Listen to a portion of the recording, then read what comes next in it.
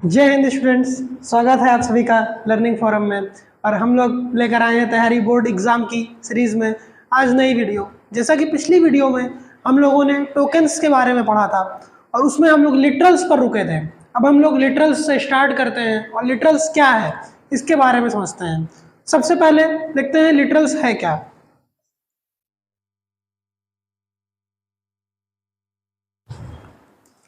Literals कुछ ऐसी चीज़ें होती हैं जो इनकी वैल्यूज फिक्स्ड है, जो फिक्स्ड वैल्यू से वर्क करते हैं, जैसे कि कांस्टेंट है या फिर उनकी वैल्यूज हम लोग कभी भी चेंज नहीं कर सकते हैं। तो लिटरल्स की डेफिनेशन एक बार देख लेते हैं। देखिए यहाँ पर लिखा भी हुआ है, literals often refer to as constant values are data items that have a fixed value. कोई भी ऐसी वैल्यू जिनकी हम चेंज नहीं कर सकते हैं पाइथन के प्रोग्राम रनिंग के दौरान, जिनकी वैल्यूज़ को हम लोग पाइथन की रनिंग के दौरान चेंज बिल्कुल भी नहीं कर सकते हैं, वो सारी वैल्यूज़ को हम लोग किस श्रेणी में डालते हैं? लिटरल्स की श्रेणी में डालते हैं। अब हम लोगों ने लिटरल्स के कुछ टाइप देखे थे। उसमें पहला टाइप आता है स्ट्रिंग लिटरल्स। तो पहले आप लोग ये बात समझ लीजिए, हमारे पास सबसे पहली चीज आती है आस्काई। क्या होता है बेटा? आस्काई होता है।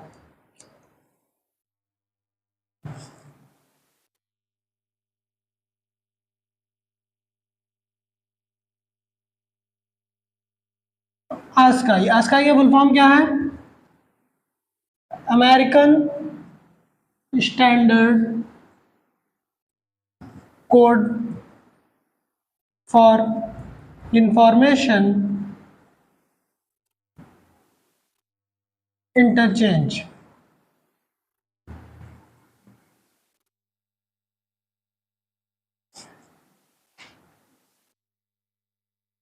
आस्काई वैल्यूज में 256 कैरेक्टर्स के लिए अलग अलग नंबर्स दिए गए हुए हैं, जिसमें कि हमारा ए से जेड कैपिटल वाला और ए टू जेड स्मॉल वाला ये भी आते हैं।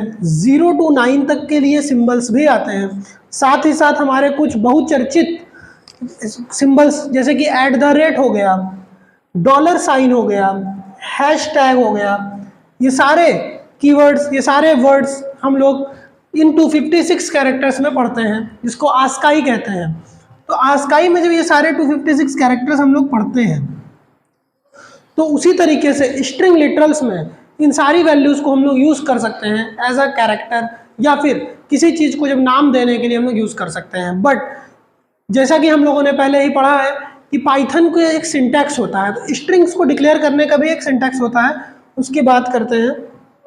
अगर इसकी बात करी जाए कि स्ट्रिंग को डिक्लेयर करने का क्या सिंटैक्स होता है, तो उसको हम लोग या तो सिंगल कोट में डाल सकते हैं या फिर डबल कोट में भी डाल सकते हैं।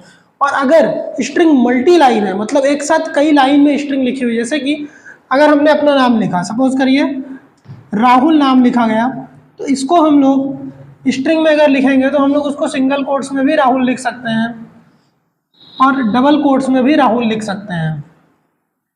बट अगर हम लोग एक से ज़्यादा लाइन्स में बहुत सारा लंबा कोड लिखना चाहते हैं, तो उसके लिए हम लोग किसका इस्तेमाल करना पड़ेगा? ट्रिपल कोट्स का इस्तेमाल करना पड़ेगा। और ट्रिपल कोट्स में ही हम लोग मल्टी लाइन स्ट्रिंग को लिख पाएंगे। तो triple quotes are used to declare और initialize multi line strings.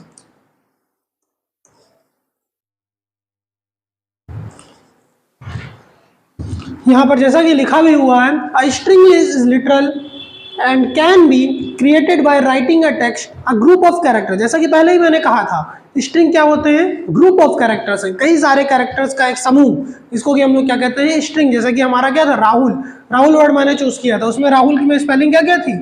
Are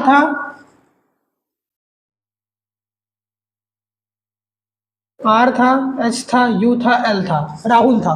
तो इसमें हमारे पास RAHUL पांच कैरेक्टर्स का समूह, 5 कैरेक्टर्स का ग्रुप था, जिसको कि हम लोग राहुल कह रहे थे। तो ये क्या थी? ये एक स्ट्रिंग थी। तो उसी तरीके से यहाँ पर हम लोग समझ सकते हैं। उसके बाद मैंने आप लोगों को बताया था कि इसको पाइथन में किस तरीके से डिक्लेयर किया था। तो पाइथन में डिक्लेयर करने का तरीका, सबसे पहले सिंगल कोट्स, फिर डबल कोट्स और triple quotes for multi line string. अब आगे हम लोग बढ़ते हैं। अगला आता है न्यूमेरिकल लिटरल्स।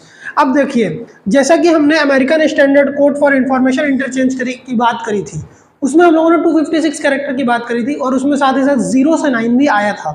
अब 0 से 9 जो होता है 0 to 9, ये एक सिंबल है जिसमें इसका मीन्स होता है 0, इस सिंबल का मतलब होता है 1, इस सिंबल का मतलब होता है 2, इसका मतलब होता है 3 और इसका मतलब होता है 4, और ऐसे ही हम लोग 9 तक चले जाते हैं। सबके सारे सिंबल के अपने अपने नाम है जो कि हम लोग को पता है 0 से लेकर 9 तक के। बट ये सिंबल है किसके लिए? ये सिंबल है हमारे पाइथन के लिए जब हम लोग उसको स्ट्रिंग में डिक्लेयर करेंगे। बट जैसे ही हम लोग उसको लेकर के न्यूमेरिकल लिटरल में जाएंगे तो हम लोग उसके साथ सारे मैथमेटिकल ऑपरेशंस भी परफॉर्म कर सकते हैं। Mathematical operation in the sense addition,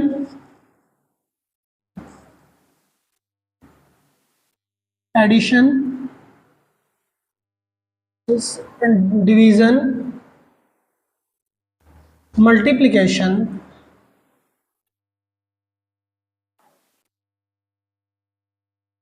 and subtraction. Main हमारे सबसे ज़्यादा यूज़ किए जाने वाले मैथमेटिकल ऑपरेशन होते हैं उसमें ये चार होते हैं। बाकी एवरेज, मॉड्यूलस, ये सारे और भी बहुत सारे मैथमेटिकल ऑपरेशंस होते हैं। बट न्यूमेरिकल लिटरल के साथ हम लोग मेन सबसे ज़्यादा जो ऑपरेशन परफॉर्म करते हैं वो ये होते हैं। तो हम लोग जब भी न्यूमेरिकल लिटरल को डिक्लेयर करेंगे जहाँ पे 0 से 9 अगर हम लोग स्ट्रिंग में डिक्लेयर करेंगे तो वो सिर्फ उसको एज अ सिंबल ट्रीट करेगा। बट अगर न्यूमेरिकल लिटरल में उसको ट्रीट करेंगे तो वो किस तरीके से ट्रीट होगा? वो 0 मीन्स हमारा मैथमेटिकल 0, 1 का मतलब मैथमेटिकल 1, और इसी तरीके से 9 तक मैथमेटिकल सारी चीजें होंगी। चलिए इसकी भी डेफिनेशन देख लिया जाए। A numerical literal can be created by writing number from combination of 0 to 9. There are following types of numerical literal. हमारे पास कई तरह के न्यूमेरिकल लिटरल होते हैं। अब जो मैथ वाले बच्चे हैं वो सारे मैथ वाले क्या सारे ही बच्चे, सब लोगों ने 6 से 7th लेवल तक तो मैथ पढ़ी ही हुई है। उसमें हम लोग एक चीज़ पढ़ा करते थे, नंबर सिस्टम। नंबर सिस्टम में हमारे पास कई तरीके के नंबर सिस्टम हुआ करते थे। उसमें सबसे पहले कौन सा नंबर सिस्टम आता था? नेचुरल नंबर सिस्टम, फिर आता था होल नंबर सिस्टम, फिर इंटीजर्स। तो यहाँ पर हम लोग डायरेक्ट पाइथन में डायरेक्ट इंटीजर्स पढ़ते हैं। इंटीजर में क्या होता है?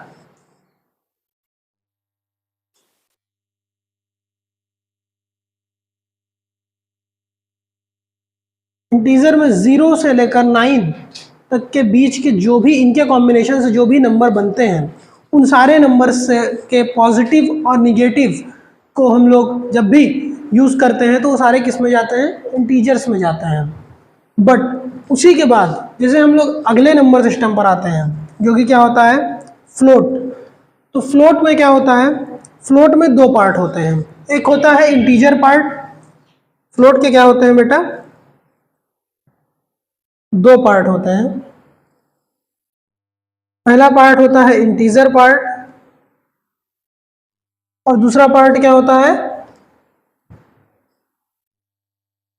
Fractional part. कौन सा पार्ट होता है बेटा? Fractional part. अब अगर हम कोई नंबर लिखते हैं, सपोज करिए हमने लिखा 2.5, तो यहाँ पर जो 2 है वो कौन सा पार्ट है? इंटीजर पार्ट में आता है। और उसी जगह 0.5 किस में जाता है?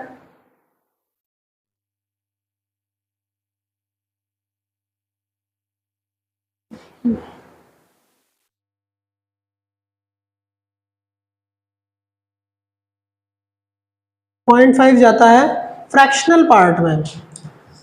इस तरीके से हम लोग फ्लोट को दो पार्ट में डिवाइड कर लेते हैं। उसके बाद हमारे पास आता है कॉम्प्लेक्स नंबर। अब कॉम्प्लेक्स नंबर का इंट्रोडक्शन होता है क्लास 11th में। तो जो बच्चे बायोलॉजी वाले हैं उनके लिए पहले से मैं उन्हें समझा देता हूँ कि आखिर कॉम्प्लेक्स नंबर होता क्या है। तो कॉम्प्लेक्स नंबर का मतलब ऐसे समझ सकते हो बेटा कि जैसे कि अगर बात करी जाए आपसे कि -4 का अंडर रूट निकालिए, तो हम लोग कहेंगे ये इमेजिनरी पार्ट है, ये हम लोग इसको नहीं जानते हैं। बट उसी को हम लोग कॉम्प्लेक्स नंबर कहते हैं। तो कॉम्प्लेक्स नंबर के दो पार्ट होते हैं। बायोलॉजी वालों के लिए पाइथन में जानना इतना काफ़ी है। इसके दो पार्ट होते हैं, a प्लस आई बी, जहाँ पर a क्या है? रियल नंबर पार्ट है, मतलब कि फ्लोट वाला पार्ट है, और b क्या है? कॉम्प्लेक्स नंबर का पार्ट है। और ये किस तरीके से शो हो रहा है? ये शो हो रहा है इस आई के थ्रू। इस आई का मतलब क्या होता है? इमेजिनरी। क्या होता है बेटा? इमेजिनरी होता है इस आई का मतलब। चलिए अब वन बाय वन हम लोग इंटीजर, फ्लोट और कॉम्प्लेक्स की डेफिनेशंस भी देखेंगे। सबसे पहले आता है इंटीजर। जैसा कि मैंने आप लोगों को पहले ही बताया कि both positive and negative numbers including zero, they should not have any fractional part. उनके पास कोई भी फ्रैक्शनल पार्ट नहीं होना चाहिए। फ्रैक्शनल पार्ट होगा तो किस में चले जाएंगे बेटा? फ्लोट में। फ्रैक्शनल पार्ट नहीं है, इसलिए वो सारे किस में आते हैं? इंटीजर्स में आते हैं। उसके बाद हम लोगों ने अगला कौन सा पढ़ा था? फ्लोट पढ़ा था। फ्लोट का देखा जाए तो इसमें क्या लिखा हुआ है? These are real numbers having both integer and fractional part. हम लोग यहाँ पर वो वाले पार्ट होते हैं जिनको हम लोग रियल नंबर में ट्रीट करते हैं। नॉर्मल मैथमेटिक्स में अगर हम लोग पढ़ें तो उसमें जो रियल नंबर वाला पार्ट होता है उसको यहाँ पर हम लोग फ्लोट के नाम से बुला रहे हैं। अब उसके रहता है कॉम्प्लेक्स नंबर। कॉम्प्लेक्स नंबर का जैसे कि मैंने आप लोग को बोला था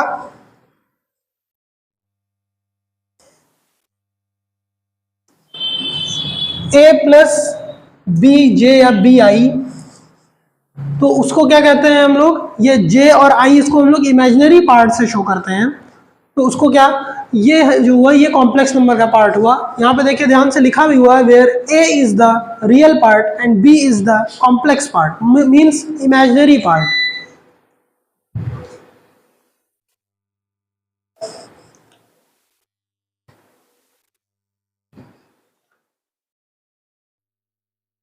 तो बच्चों जैसा कि अब तक हम लोगों ने न्यूमेरिकल लिटरल पढ़ा, अब उसके बाद आता है बुलियन लिटरल।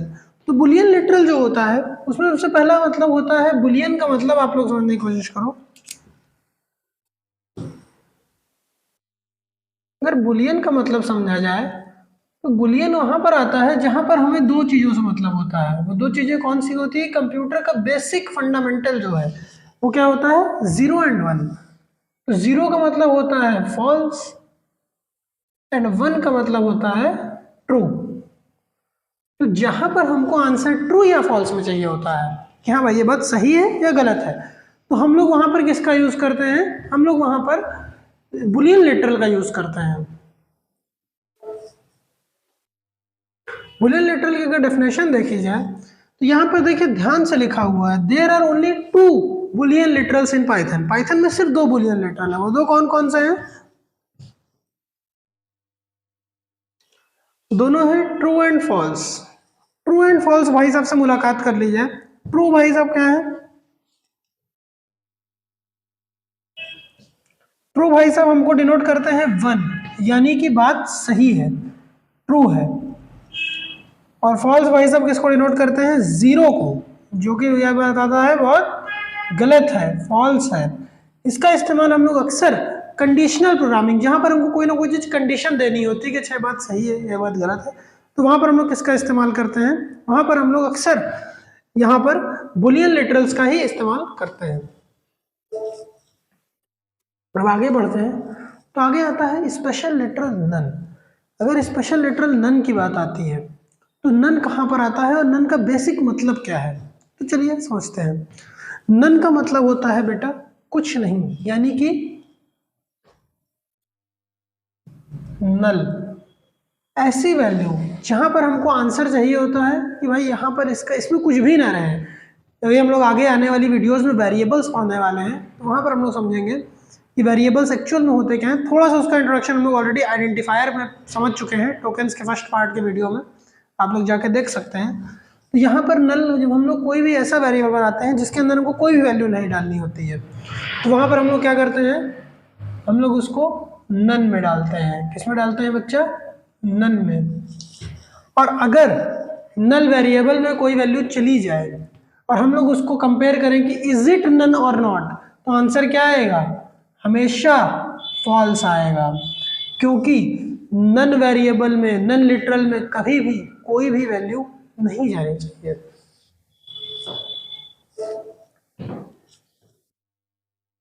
देखिए यहाँ पर लिखा भी हुआ है Python contains one special literal none. None is used to define a null variable, यानी कि जहाँ पर कोई भी वैल्यू ना आए, कोई भी मतलब ही ना हो उसका, तो हम लोग वहाँ पर किसका यूज़ करते हैं? स्पेशल लिटरल नन का यूज करते हैं। अब उसके आता है पाइथन लिटरल कलेक्शंस। ध्यान से समझो पाइथन के लिटरल कलेक्शंस के बारे में। तो पाइथन के कलेक्शन में हमारे पास बेसिकली 4 तरीके की मेन लिटरल्स हैं, तो उनको देखा जाए कौन कौन से हैं। सबसे पहला आता है लिस्ट लिटरल्स। एक चीज का ध्यान रखिएगा, लिस्ट लिटरल में अभी हम लोग इसको जब हम लोग आगे वेरिएबल और डेटा टाइप पढ़ने के बाद तब हम लोग लिस्ट पर आएंगे।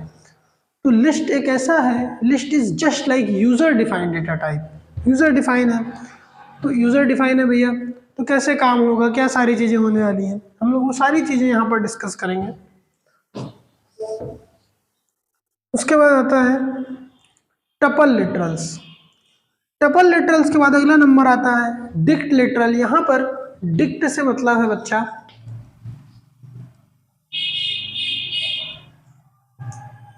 डिक्ट से क्या मतलब है,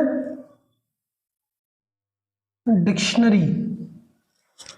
डिक्शनरी लिटरल में हम लोग सारी चीजें जानेंगे और इसका कुछ तरीका भी कुछ डिक्शनरी ऐसा ही होता है, जैसा हम लोग नॉर्मल हमारी ऑक्सफोर्ड वाली डिक्शनरी होती है ना, कुछ वैसा ही इसका भी मतलब होता है।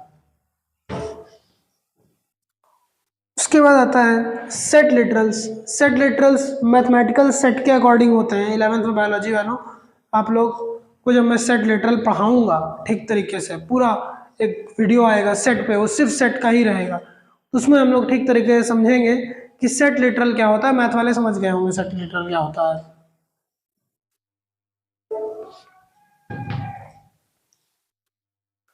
तो बच्चों आज की वीडियो में बस इतना ही। हम लोगों ने आज लिटरल को खत्म कर लिया है। अब आगे आने वाली वीडियोस में हम लोग टोकन्स में, जैसे कि डेटा टाइप था, ऑपरेटर्स थे, पंक्चुएटर से, हम लोग उन सारी चीज़ों के बारे में आने वाली वीडियो में पढ़ाई करेंगे। जय हिंद।